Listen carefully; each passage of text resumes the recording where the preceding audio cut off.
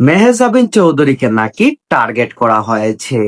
Dubai থেকে দেশে ফেরার সময় হযরত শাহজালাল আন্তর্জাতিক বিমানবন্দরে যখন তার লাগেজ চেক করা হয়, তখন তার ব্যাগের ভিতরে মদের বোতল পাওয়া যায় এবং তখন তার সাথে ছিলেন তার স্বামী আদনান আল রাজীব।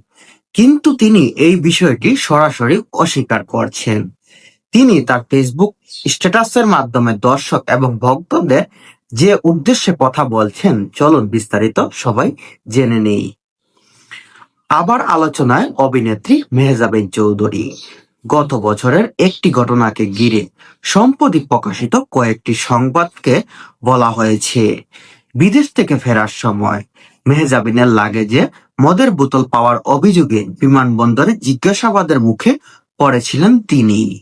বিষয়টি নিয়ে সরাসরি কিছু না বললেও সামাজিক যোগাযোগ মাধ্যমে দেওয়া একটি পোস্টে নিজের অবস্থান পরিষ্কার করার চেষ্টা করেছেন এই অভিনেত্রী। মানে মেহজাবিন চৌধুরীর দুবাই থেকে দেশে ফেরার সময় বিমানবন্দরে তার ব্যাগের ভিতরে মদের বোতল পাওয়া গেছে বলে এমন অভিযোগে তাকে জিজ্ঞাসাবাদ করা হয়। প্রকাশিত সংবাদে বলা হয়েছে, গত বছরের আগস্টে ঢাকা হযরত শাহজালাল আন্তর্জাতিক বিমানবন্দরে বিদেশ থেকে ফেরার সময় মেহজাবিন চৌধুরীকে আটক করা হয়। অভিযোগ করা হয়, এ সময় তার লাগেজে 14 বোতল মদ পাওয়া যায়। ঘটনার সময় তার সঙ্গে ছিল নির্মাতা প্রযোজক স্বামী আদনান আল রাজীব এবং নির্মাতা আরো অনেকেই। মানে তখন মেহজাবিনের সাথে ছিল তার স্বামী এবং তার যে ব্যাগ ছিল সেই ব্যাগের ভিতরে 14 বোতল মদ পাওয়া যায় বলে বলা হয়েছে। কয়েক মাস পর বিষয়টি গণমাধ্যমে আসায় ঘটনাটি নতুন করে আলোচনায় আসে। নিজের ভেরিফাই ফেসবুক পেজে দেওয়া একটি পোস্টে মেহজাবিন দাবি করেছেন তাকে উদ্দেশ্য করে টার্গেট করা হয়েছে। মানে এই নিউজটি অনেক আগে, কিন্তু বর্তমানে কিছুদিন ধরেই সেই নিউজটি আবার ট্রেন্ডিং এ এসেছে। তাই তিনি ফেসবুক সামাজিক যোগাযোগ মাধ্যমে পোস্ট করে সবার কাছে এই বিষয়টা ক্লিয়ার করেছেন যে তাকে টার্গেট করে ফাঁসানো হয়েছে।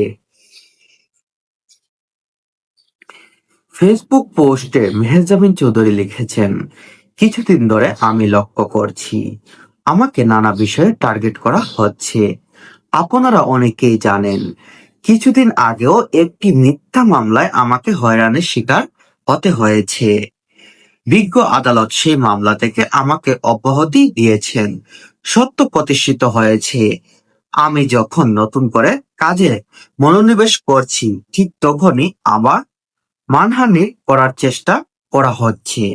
মানে তিনি বলতে চাচ্ছেন, তিনি যখন আবার নতুন করে কাজের উদ্দেশ্যে মনোযোগ প্রদান করছেন, তখনই তার পিছন থেকে কেউ উদ্দেশ্য করে তাকে নিয়ে কথা বলছে। এই পোস্টে তিনি সম্প্রতি এ সময়ের ব্যবহৃত এআই এর কথাও উল্লেখ করেছেন।